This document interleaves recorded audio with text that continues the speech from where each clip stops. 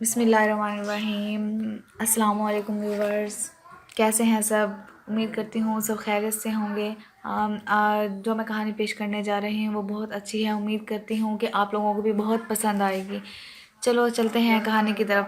بہت دن گزرے، سمرقند پر ایک بادشاہ کی حکومت تھی۔ اس بادشاہ کی ایک ہی بیٹی تھی جس کا نام شازیہ تھا۔ جب شازیہ پیدا ہوئی تو نجومیوں نے اس کا ذائچہ تیار کیا۔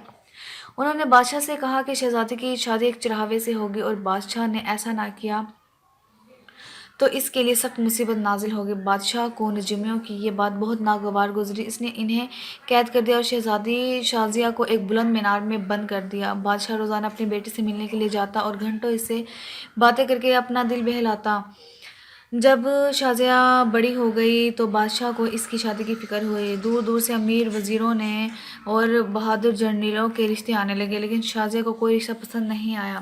ادھر مینار کے نزدیک ایک چرواہا رہتا تھا۔ اس کے گھر ایک لڑکا پیدا ہوا۔ چرواہے نے لڑکے کا نام ارسلان رکھا۔ ارسلان بہت حیرت انگیز طریقے سے بڑھنے لگا۔ عام بچے جتنا عرصے میں بڑھتے ہیں، ارسلان ایک ہفتے میں بڑھ جاتا۔ تھوڑے ہی دنوں میں ارسلان جوان ہو گیا۔ دور دور تک ایسا ڈیل ڈول والا خوبصورت اور شہزور جوان کوئی نہیں تھا۔ وہ بڑے سے بڑے پہلوان کو منٹوں میں پچھاڑ دیتا۔ ایک دن ارسلان نے اپنی ماں سے پوچھا، ماں یہ سامنے مینار میں کون رہتا ہے؟ ماں نے کہا، بیٹا یہاں ایک بدقسمت شہزادی بند ہے۔ پیدا ہوتے ہی اس کے باپ نے اسے یہاں بند کر دیا تھا، کیونکہ نجومیوں نے کہا تھا کہ اس کی شادی کسی چرواہے سے ہوگی۔ اگر ایسا نہ ہوا تو بادشاہ پر مصیبتوں کا پہاڑ ٹوٹ پڑے گا۔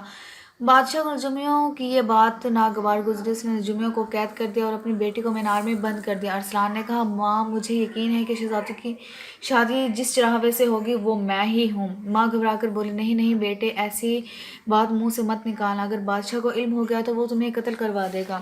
لیکن ارسلان پر ماں کی بات کا کوئی اثر نہ ہوا۔ وہ سیدھا بادشاہ کے محل پر پہنچا۔ اس نے بادشاہ کی خدمت میں رشتے کا پیغام بھجوا دیا۔ بادشاہ غصے سے کانپنے لگا اور چینخ کر بولا، ایک چرواہے کی یہ مجال کم بخت! اپنی اوقات دیکھ کر بات کرنی چاہیے تھی۔ ہم اسے ایسی سزا دیں گے اس کا دماغ درست ہو جائے گا۔ بادشاہ نے 5 سپاہیوں کو حکم دے کے ارسلان کو پکڑ کر لے آئے۔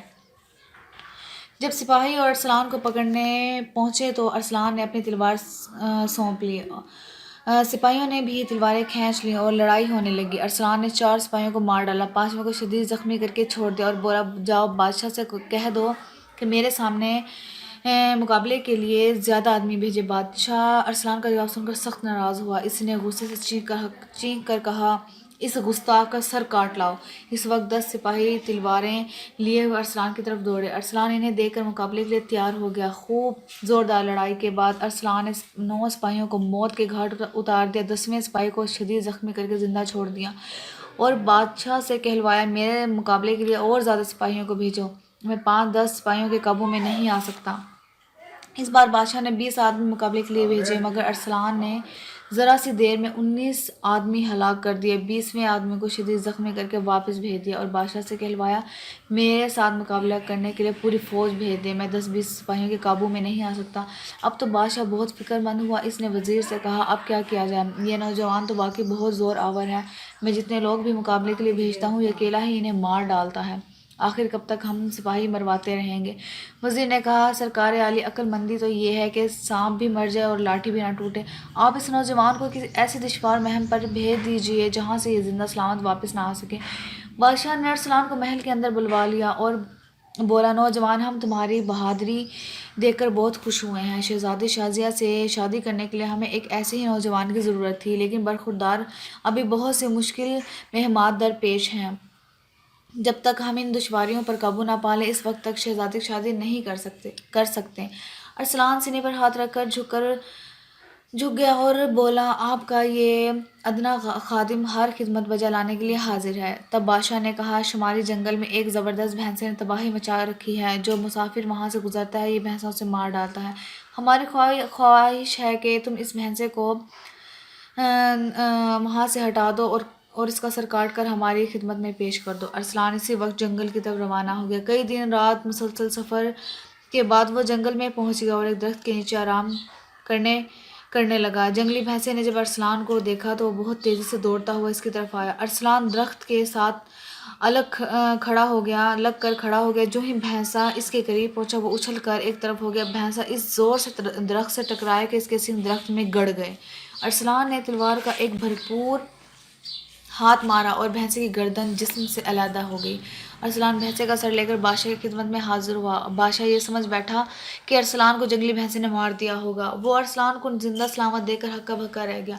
بادشاہ نے ارسلان سے کہا، تم واقعی ایک بہادر انسان ہو۔ ابھی ہمیں ایک مہم درپیش ہے۔ جنوبی پہاڑیوں میں ایک خطرناک باراسنگا رہتا ہے۔ اس نے وہاں تباہی مچا رکھی ہے۔ جو شخص ادھر سے گزرتا ہے یہ باراسنگا اسے جان سے مار ڈالتا ہے۔ ہم چاہتے ہیں کہ تم وہاں جاؤ، اس باراسنگے کا سر کاٹ کر لے آؤ۔ ارسلان اسی وقت جنوبی پہاڑیوں کی طرف چل دیا۔ کئی دن رات مسلسل سفر کرنے کے بعد وہ ایک گاؤں میں پہنچا۔ اس نے دیکھا کہ بہت سے گھسیارے گھاس کی پولیاں ایک جگہ اکٹھی کر رہے ہیں۔ ارسلان نے انہیں سلام کیا لیکن گھسیاروں نے کوئی جواب نہیں دیا۔ ارسلان نے سوچا کہ شاید کسی نے میری آواز نہیں سنی۔ اس نے پھر سلام کیا لیکن اس بار بھی سب لوگ خاموشی کے ساتھ اپنے کام میں مصروف رہے۔ کسی نے آنکھ اٹھا کر بھی ارسلان کو نہیں دیکھا۔ ارسلان نے تیسری بار سلام کیا۔ اس بار ایک گھسیارے نے کہا، بھائی یہاں کسی کو بات کرنے کی فرصت نہیں، دیکھتے نہیں کہ شام ہوئی جا رہی ہے۔ اگر دن چھپے تک ہم نے گھاس اپنی جگہ اکٹھی نہ کی تو باراسنگا ادھر آ جائے گا اور وہ گاؤں میں گھس کر تباہی مچا دے گا۔ ارسلان نے پوچھا، یہ باراسنگا کہاں سے آتا ہے؟ ایک گھسیارے نے کہا، وہ ادھر پہاڑوں کی چوٹی سے آیا کرتا ہے۔ اتنا قوی اور دیو قامت باراسنگا ہم نے آج تک نہیں دیکھا۔ بعض لوگوں کا خیال ہے یہ باراسنگا پرانے زمانے کے دیو قامت جانور کی نسل سے تعلق رکھتا ہے۔ ارسلان نے ان لوگوں سے کچھ اور سوال کیے۔ جب اسے باراسنگے کے متعلق پوری معلومات حاصل ہو گئی تب اس نے ایک کسان سے درانتی لی اور گھاس کے ڈھیر کے پیچھے چھپ کر بیٹھ گیا۔ کچھ دیر بعد زمین باراسنگے کے قدموں کی دھمک سے لرزنے لگی۔ ارسلان نے ایک سوراخ سے دیکھا کہ ایک بے حد موٹا اور دیو جیسے لمبے چوڑے جسم والا باراسنگا ادھر چلا آ رہا ہے۔ باراسنگا گھاس کھانے لگا۔ ادھر ارسلان دبے پاؤں چلتا ہوا اس کے پیچھے پہنچ گیا۔ اس کی پچھلی ٹانگوں کو پکڑ کر اس نے ایک پٹخی دی اور درانتی سے باراسنگے کا پیٹ چاک کر دیا۔ باراسنگا تڑپ کر اٹھا اور پہاڑوں کی طرف بھاگا لیکن تھوڑی دور جا کر ہی وہ لڑکھڑا کر گر پڑا اور تڑپ کر مر گیا۔ سب گھسیارے چھپ کر یہ تماشا دیکھ رہے تھے۔ جب باراسنگا مر چکا تو وہ ہنستے خوش ہوتے ارسلان کے پاس پہنچے۔ انہوں نے ارسلان کا بہت بہت شکریہ ادا کیا کہ اس نے انہیں اس بلا سے نجات دلائی۔ پھر انہوں نے باراسنگا کی کھال اتاری، اس کے گوشت کے ٹکڑے کیے۔ ارسلان نے باراسنگے کی کھال اور سینگ لے لیے اور بادشاہ کے پاس پہنچا۔ بادشاہ کو یقین تھا کہ ارسلان اس مہم سے زندہ واپس نہ لوٹ سکے گا۔ جب اس نے ارسلان کو دیکھا تو اس کی آنکھیں حیرت سے پھٹی رہ گئی۔ ارسلان سینے پر ہاتھ رکھ کر بادشاہ کے سامنے جھکا اور ادب سے 3 بار سلام کر کے بولا، عالی جاں یہ باراسنگے کی کھال اور سینگ آپ کی خدمت میں پیش کر رہا ہوں۔ عالی جاں یہ حقیر سا تحفہ قبول فرمائیے۔ بادشاہ نے کہا، تم واقعی ایک بہادر انسان ہو۔ ہم ضرور تمہاری شادی شہزادی شازیہ سے کر دیں گے لیکن میرے عزیز میں بہت بوڑھا ہو چلا ہوں اور مرنے کے قریب ہوں۔ کاش ہم کچھ دن تمہاری خوشیاں دیکھ سکتے، اس لیے ہماری آرزو ہے کہ ہمارے لیے تھوڑا سا آب حیات لے آؤ۔ ارسلان بولا، سرکار انشاءاللہ جلد ہی آب حیات لے کر آپ کی خدمت میں واپس آؤں گا۔ ارسلان جگہ جگہ گھوما پھرا، کتابوں کے ورق الٹے لیکن اسے کہیں سے آب حیات کا پتہ نہ مل سکا۔ ایک دن وہ اسی تلاش میں حیران و پریشان ایک جنگل سے گزر رہا تھا کہ اس کی نظر ایک گھوڑے پر پڑی جو بھوک پیاس سے نڈھال زندگی اور موت کی کشمکش سے دوچار تھا۔ ارسلان کو گھوڑے پر بہت ترس آیا۔ اس نے کنویں سے پانی نکالا اور گھوڑے کو پلایا۔ جب ارسلان چلنے لگا تو گھوڑا بولا، آقا آپ مجھے بھی ساتھ لے چلیے، میرے بغیر آپ کبھی اپنی منزل تک نہیں پہنچ سکتے۔ ارسلان گھوڑے کو بولتا دیکھ کر بہت حیران ہوا۔ گھوڑے نے کہا، آقا آپ حیران نہ ہوں، میں کتور نسل کا گھوڑا ہوں۔ یہ نسل انسانوں کی بولی بول سکتی ہے۔ اب آپ دیر نہ کیجیے اور مجھ پر سوار ہو جائیے۔ آپ نے جو مجھ پر احسان کیا ہے میں اس کا بدلہ چکانا چاہتا ہوں۔ میرے بغیر آپ اپنی منزل پر کبھی نہیں پہنچ سکتے۔ ارسلان گھوڑے پر سوار ہو گیا اور گھوڑا بہت تیزی سے شمال کی طرف دوڑنے لگا۔ آخر وہ دونوں ایسی جگہ پہنچ گئے جہاں بہت اونچے اونچے پہاڑ تھے۔ گھوڑے نے کہا، ان پہاڑوں کے دوسری طرف کاف کی سرزمین ہے۔ آب حیات کا چشمہ کاف کی سرزمین میں بہتا ہے۔ ان کے سامنے ہی ایک دریا پہاڑ کے اندر کسی غار میں گم ہو رہا تھا۔ تھوڑی دیر کے بعد غار کا منہ کھل جاتا اور پھر بند ہو جاتا۔ گھوڑے نے کہا، آقا جوں ہی غار کا منہ کھلے آپ مجھے ایک چابک ماریے، میں تیزی سے غار کو عبور کر جاؤں گا۔ یہ غار وادی موت کا ہے، یہاں سے گزرنے والا کوئی جاندار زندہ نہیں رہ سکتا۔ جوں ہی غار کا منہ کھلا ارسلان نے کنتور گھوڑے کو ایک چابک مارا۔ گھوڑا بجلی کی سی تیزی سے غار پار کر گیا لیکن وادی موت کی ہوا انہیں لگ گئی تھی، اس لیے گھوڑا اور سوار دونوں ہی غار کے دوسری طرف بے ہوش ہو کر گر پڑے۔ ان کے قریب کٹیا میں ایک اللہ والے بزرگ رہتے تھے۔ انہوں نے گھوڑے اور ارسلان کو دیکھ لیا اور ان کی مدد کو پہنچے۔ ان बुजुर्ग ने अरसलान और घोड़े के मुंह पर आब हयात के छींटे दिए और यही पानी इन दोनों के मुंह में टपकाया। दोनों ने आंखें खोल दी। इस बुजुर्ग ने हाल दरियाफ्त किया। जब अरसलान इन्हें पूरी कहानी सुना चुका तो उन्होंने कहा, बेटा, दुनिया मकरो फ़रेब से भरी हुई है। तुम जिन लोगों के लिए ज़िंदगी बख्शने वाला पानी ले जाना चाहते हो वही तुम्हारी मौत के दर पे हैं।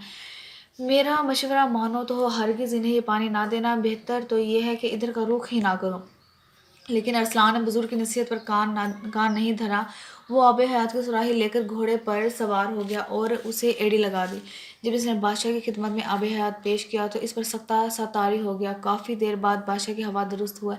इसने कहा, ए नौजवान, हम तुम्हारी बहादुरी और हिम्मत से बेहद खुश हुए हैं। अब हम जल्द ही तुम्हारी शादी शहजादी से कर देंगे। इधर तन्हाई में बादशाह ने वजीर से पूछा, अब हमें क्या करना चाहिए? इस नौजवान ने हर नामुमकिन काम को मुमकिन कर दिखाया।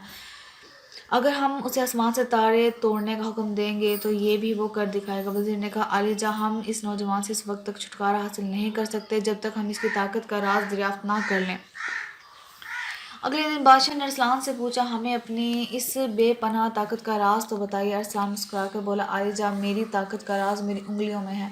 बादशाह हंस कर बोला, खूब, अगर तुम्हारी उंगलियां बांध दी जाएं तो क्या तुम बिल्कुल बेबस हो जाओगे? वज़ीर ने फ़ौरन कहा, सरकार, इस बात की सच्चाई का इम्तिहान अभी ले लेते हैं। वज़ीर ने लोहे की मजबूत तारों से इसकी उंगलियां और हाथ बांध दिए। अरसलान ने एक झटका मारा और इसके साथ ही लोहे के मजबूत तार कच्चे धागे की तरह टूट कर टुकड़े टुकड़े हो गए।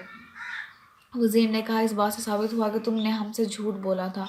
शायद तुम्हें हम पर भरोसा नहीं है। अरसलान ने तंग आकर कहा, आलिजा, मेरी ताकत का राज मेरे बालों में है। इस रात वज़ीर ने धोखे से अरसलान को दवा पिलाकर बेहोश कर दिया। फिर इसने हजाम को बुलाकर अरसलान के सर पर उस्तरा फिरवा दिया। सुबह के वक्त जब अरसलान जागा तो इसने बहुत कमज़ोरी महसूस की। उसे बिस्तर से उठना ही दुश्वार मालूम हो रहा था। अब बादशाह और वज़ीर ने मशवरा किया कि हम आब हयात बाद में पियेंगे, पहले इस चढ़ावे का किस्सा ख़त्म कर दें।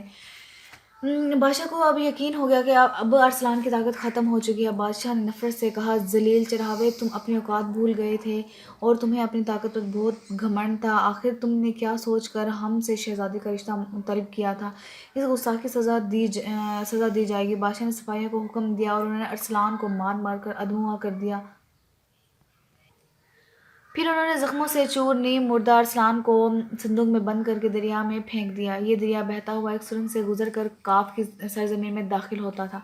जिस वक्त ये संदूक काफ की वादी में दाखिल हुआ, इस वक्त अरसलान का दम लबों पर था। इत्तफाक से वही बुजुर्ग इधर आ निकले। उन्होंने फ़ौरन अरसलान के मुंह में आब हयात डाला और उसे आब हयात में नहलाया।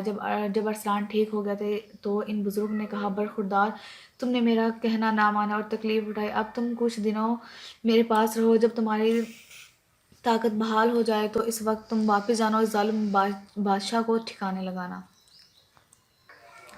जब अरसलान पहले की तरह ताकतवर हो गया तब बुजुर्ग ने अरसलान को रुखसत किया और कहा, अब तुम सोच रहे होंगे कि आब हयात पी कर वो दोनों कभी नहीं मर सकते, लेकिन मैं तुम्हें बताता हूँ, जो पानी तुम लेकर गए थे वो आब हयात नहीं है। अब तुम इन्हें ख़त्म कर सकते हो। अरसलान खुश हुआ। अरसलान दरबार में पहुंचा तो बादशाह अपने दरबारियों के साथ राग रंग में मशगूल था। अरसलान को जिंदा सलामत देखकर बादशाह के हाथों के तोते उड़ गए। हर तरफ एक अफरा तफरी मच गई। देखते ही देखते दरबार खाली हो गया। सिर्फ बादशाह और वज़ीर अब वहाँ रह गए थे। पलक झपकते ही अरसलान ने इनके सर काट कर फेंक दिए। अरसलान ने अपनी बादशाही का ऐलान कर दिया। इस मीनार में कैद शहजादी शाजिया से शादी कर ली और हंसी खुशी ज़िंदगी बसर करने लगा।